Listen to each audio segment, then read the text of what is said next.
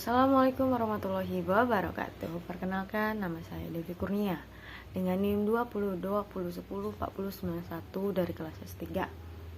Baiklah, saya di sini akan menyampaikan sedikit ceramah singkat tentang bersyukur. Sebelum kita memasuki ceramah singkat itu, marilah pertama-tama kita haturkan puja dan puji syukur kita atas kehadiran Allah Subhanahu wa taala. Berkat yang diberikan Allah tersebut kita bisa bertemu kembali dalam keadaan sehat walafiat. Dan tak lupa pula satu lagi ya guys, dan tak lupa pula kita aturkan sholawat dan salam kepada baginda besar kita, Nabi Agung kita, Nabi Muhammad Sallallahu Alaihi Wasallam, yang telah membawa kita dari zaman kegelapan hingga zaman terang menderang seperti sekarang. Dan tak lupa pula kita bakal mendapatkan syafaatnya pada akhir nantinya. Baiklah, yang terhormat kepada Bapak Dr. Andes Muhammad Yamin, MSI, selaku dosen mata kuliah, dosen pengampu dari mata kuliah ceramah dan khutbah saya. Baiklah, untuk mempersingkat waktu, marilah kita masuk ke ceramah singkatnya saja, yaitu dengan judul yang saya akan mengambil judul tentang bersyukur. Kalian tahu tidak, apakah kalian pernah bersyukur selama ini atas yang Tuhan berikan kepada kalian? Kalau tidak, kalau tidak bersyukur kalian, mulailah sekarang itu rasanya bersyukur. Entah kita bersyukur dari atas telah diberikan kesehatan, diberikan kenikmatan, ataupun diberikan jalan yang lurus, atau yang banyaklah yang bersyukur yang telah Allah berikan kepada kita, karena sebagai hambanya yang mulia, maka kita harus berbanyak bersyukur atas semua yang telah diberikan kepada kita. Dan kita tak lupa pula harus bersyukur atas yang telah diberikan oleh Tuhan, oleh Allah Subhanahu wa taala, yaitu akal dan pikiran. Kalau kita nggak ada akal, nggak ada pikiran, itu pasti kita nggak bisa hidup seperti sekarang. Nah, jadi harus kita bersyukur, kita harus berpandai-pandai bersyukur karena telah diberikan akal dan pikiran oleh Allah. Dan pergunakanlah akal dan pikiran itu dalam hal-hal yang positif, guys. Dan juga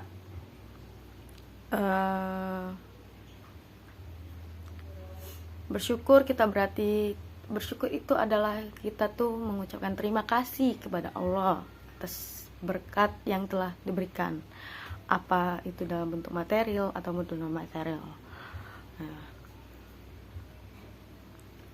sebagai hamba yang beriman, kita semua bisa bersyukur melalui tiga hal, yaitu lisan, yang kedua itu hati, dan yang ketiga itu anggota badan. Nah, jadi sudah saya sebutkan di awal tadi kan, bisa kita bersyukur mulai dari lisan kita udah dikasih Tuhan. Jadi kalau kita bersyukur karena lisan, berarti kita harus menjaga lisan kita, karena dengan lisan pun kita juga bisa, dengan lisanmu itu akan menjadi pisau untuk kedepannya kalau tidak dijaga dengan benar.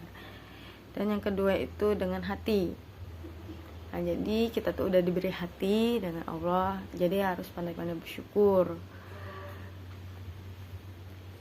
Dan yang ketiga itu melalui dengan anggota badan. Kita tuh harus bersyukur udah dikasih anggota badan yang lengkap, dari mata, hidung, mulut, telinga, tangan, yang fisik yang insya Allah sempurna sudah diberikan oleh Allah.